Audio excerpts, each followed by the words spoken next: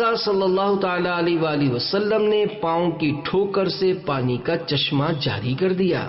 اللہ تعالیٰ کے پیارے حبیب صلی اللہ تعالی علیہ وآلہ وسلم کے چچا ابو طالب کا کہنا ہے کہ ایک مرتبہ میں اپنے بھتیجے یعنی نبی پاک صلی اللہ تعالی علیہ وآلہ وسلم کے ساتھ ذوالمجاز کے مقام پر تھا کہ اچانک مجھے پیاس لگی۔ میں نے محمد مصطفیٰ صلی اللہ تعالی علیہ وآلہ وسلم سے عرض کی، اے میرے بھتیجے، مجھے پیاس لگی ہے۔ میں نے ان سے یہ بات اس لیے نہیں کہی تھی کہ ان کے پاس پانی وغیرہ تھا، بلکہ صرف اپنی پریشانی ظاہر کرنے کے لیے کہہ دیا تھا۔ ابو طالب کہتے ہیں کہ میری بات سن کر وہ فوراً اپنی سواری سے نیچے اترے اور ارشاد فرمایا، اے چچا، کیا پیاس لگی ہے؟ میں نے عرض کی، جی ہاں۔ یہ سن کر حضرت محمد صلی اللہ تعالی علیہ وآلہ وسلم نے اپنی مبارک ایڑی زمین پر ماری، جس کی برکت سے اس مقام سے ایک دم پانی نکل پڑا۔ پھر مجھ سے ارشاد فرمایا، اے چچا، پانی پی لو۔ تو میں نے وہ پانی پیا۔ پاؤں کے نیچے کے جوڑ کی ابھری ہوئی ہڈی کو ٹخنا اور ٹخنے کے نیچے